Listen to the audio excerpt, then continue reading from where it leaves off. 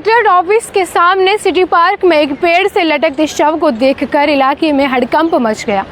Morning walk के दौरान आसपास के लोगों ने देखा कि सिटी पार्क में पेड़ के नीचे किसी व्यक्ति का शव लटक रहा है। इसी दौरान तुरंत आसपास के लोगों ने इस घटना की पुलिस को सूचना दी। करौली पुलिस जल्दी से घटना स्थल पर पहुंची और वहां जाकर के उन्होंने देखा कि पेड़ से एक शव लटक रहा है। ये शव था करौली में नायब तहसीलदार पद पर कार्यरत राजेंद्र सिंह का। उम्र 40 साल बताई जा रही है और उनके जेब में से एक आधार कार्ड निकला तो उनकी पहचान की गई। हालांकि अभी तक ये क्लियर नहीं हुआ है कि ये एक सुसाइड है या फिर हत्या करके शव को वहां पर लटकाया गया है। पुलिस की ओर से प्रथम दृष्टया पर ये एक सुसाइड का मामला है, वो पुलिस अभी तक मान रही है। डीएसपी ने बताया है कि हम इस मामले की पूरी जांच कर रहे हैं। 40 साल के राजेंद्र सिंह पहले धौलपुर में नायब तहसीलदार के पद पर कार्यरत थे और 5 दिन पहले ही उनका धौलपुर से करौली ट्रांसफर हुआ था।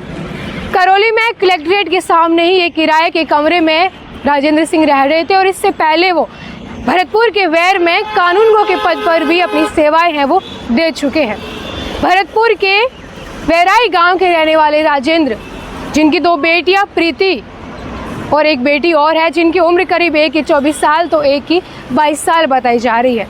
वहीं इनकी पत्नी अपनी बेटी के साथ भरतपुर में अपने गांव में एक मकान में अलग रहती है। ऐसा बताया है राजेंद्र सिंह के भाई अतर सिंह ने।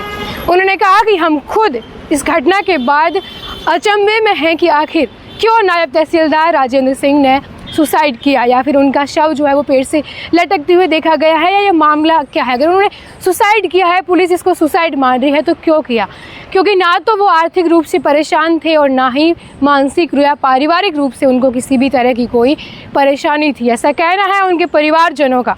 उन्होंने कहा कि वो नौकरी में थे, सेवाएं दे रहे थे। इससे पहले वो भरतपुर में थे, उसके बाद धौलपुर में वो नायब तहसीलदार के पद पर थे और वहीं 5 दिन पहले ही उनका धौलपुर से करौली में ट्रांसफ़र हुआ था। ये पूरा मामला है वो अभी सनसनी वाला बना हुआ है। हालांकि पुलिस इस पूरे मामले की जांच है वो कर रही है। प्रथम दृष्टया पुलिस के अनुसार ये एक सुसाइड है। उन्होंने ये अभी तक क्लियर नहीं किया है कि उनका किसी ने मर्डर किया हो या फिर क्या है। वो अभी तक इस बात को सुसाइड ही मान रही है कि नायब तहसीलदार ने सुसाइड किया है। ये लोगों ने सबसे पहले उनका शव पेड़ से लटकते हुए सिटी पार्क पर देखा था और पुलिस को उन्होंने तुरंत इत्तला करी थी। धन्यवाद।